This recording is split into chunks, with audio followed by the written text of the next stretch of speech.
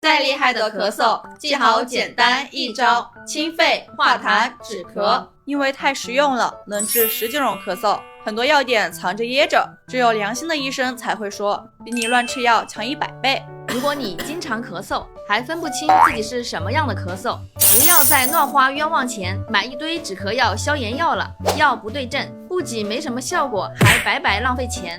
可以记好这个停背，能清肺化痰、止咳平喘。不管是感冒、流感引起的咳嗽、咳痰，还是慢性支气管炎、支气管哮喘导致的久咳、咳喘，都能用。你都记住了吗？